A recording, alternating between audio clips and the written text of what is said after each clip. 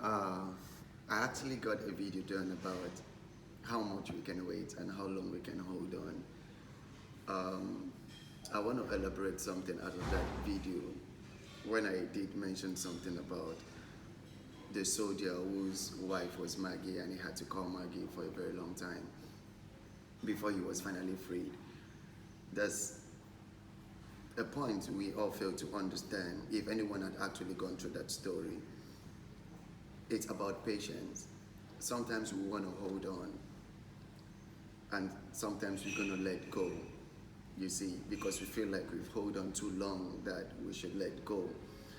Oftentimes we go by the ideology or series of blog we may have read from somewhere that says holding on to things for too long sometimes are not healthy. Yeah, I can go by that idea too, that when you hold on to things for too long, they're not healthy. But the question is, most of these write-ups, most of these blogs we read or inspirational quotes per se has an area they actually propagate in our life. We can't say because you're holding up to something for too long is not healthy. It depends on what you're holding on to for too long. You know, for me, I consider holding on for too long as never giving up on what you believe so much in. But then this is where patience comes through. Patience is virtue, so we all understand that. But then there's a promise that makes patience what it is. If there's a promise that is beneath patience, we have every reason to hold on for a very long time. But then patience is tricky because you might as well be waiting for something, holding on for a very long time, then you realize that you can hold on for a very long time no more. You have to just let it go because you feel like you've been captivated. It feels like you're in a form of bondage or whatever, but that is not what it is about. Like when you look at the case of Maggie and the soldier, Maggie could not wait too long because Maggie didn't have the insight that one day the husband is going to find freedom. You see, now because Maggie could not hold on for too long, Maggie realized that I have to let go for me to find freedom that I best deserve.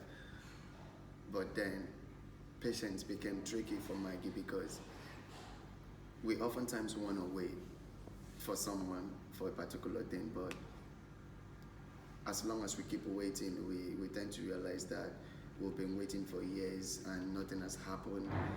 Don't you think it's time for me to move on? I want to really advise us out there, when you're holding up to something, you can hold on to something without a promise, which is very much more tricky. But when you're holding on to something or someone who has actually promised you, you really need to understand that they're going to come back for you. But I like to keep it very real, really like to keep it very real. As much as you're going to hold on to someone or something for that long with a promise, then a lot of people can as well promise you that they're going to come back for you and they never did. Now, this is where patience become very tricky. So before you hold on to anything, you really need to figure out exactly what you're holding on to. You really need to figure out the purpose as to why you are waiting that long, not the interest part of it. You really need to know within yourself that what you're about to do is not going to give you an error in your life in the nearest future. So if you feel like you want to hold on to anything for any reason you deem fit or for any reason you believe in, I would advise you to hold on to it because sometimes the moment you are giving up on holding on to those things are actually when the reality of those things are showcasing themselves, like they are back for us when we're already giving up hope on them. On the other hand, we can hold on to things for the rest of our lives and they never show up.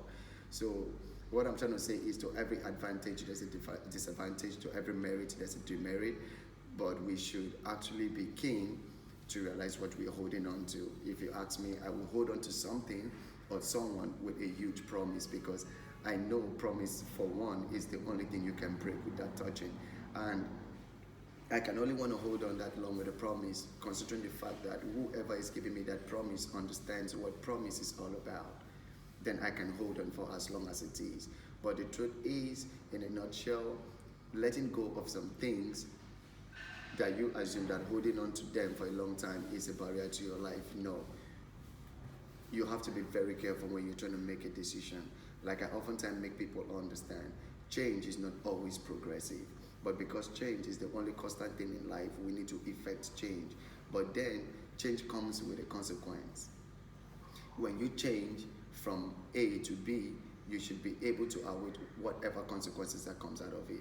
You traveling to the state does not mean you could have a better life. You could go to a state and have a worse life than it is. You leaving Jane trying to date Cynthia does not mean like Cynthia you're going to be with is the best. You might end up realizing that you're going to Cynthia and find it regret for all the days of your life that Jane was far better off than Cynthia. This is Real Live Entertainment Channel. I was just actually doing this somewhere around, I don't know where the hotel is, but somewhere around Mombasa, close to Nyali, whatever. Peace out.